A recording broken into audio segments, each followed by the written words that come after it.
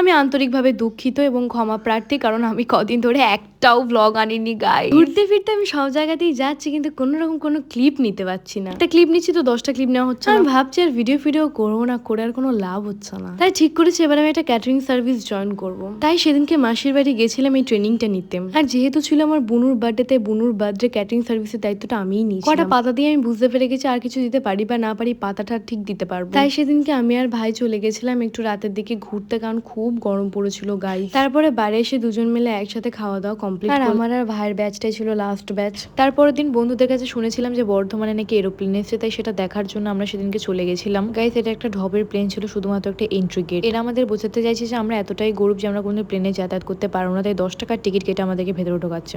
প্রতি বছর কিছু না কিছু ভুজুং ভাজুং প্ল্যান এরা করে। আগেরবারে করেছিল লন্ডন ব্রিজ, এবারে করে দিয়েছে মানে দুবারই বুঝিয়ে দিয়েছে তোদের অকাতটা কোথায়। প্লেন যখন করেছে তাহলে প্লেন থেকে নামার টাইমে যে গাড়িগুলো আসে সেগুলোও করতে পারতাম। যাই হোক, এই মেলাতে ইন্টারেস্টিং বলতে কিছুই ছিল না, আমি কিছুই কিনতে পারিনি এখান থেকে। তারপরে গেছে ওই একই ডিস্কো, একই মেলা, একই নাগরদোলা অ্যান্ড দেন সবকিছু একই, মানুষজন একই। প্রতি বছর ওখানে বর্ধমানে দক্ষিণায়ন মেলার প্রতি বছর আমিও যাই, বর্ধমানে লোকেরাও যায়। আজকের ব্লগটা গাইস এখানের মতনই শেষ করছি, আর বকতে পারছি না, এমনি ব্লগটা অনেকটা বড় হয়ে গেছে। সো আজকের মতো এখানেই কমপ্লিট। আবার দেখা হবে নেক্সট ব্লগে। নেক্সট ব্লগ আরো ইন্টারেস্টিং আসতে চলেছে। So tata.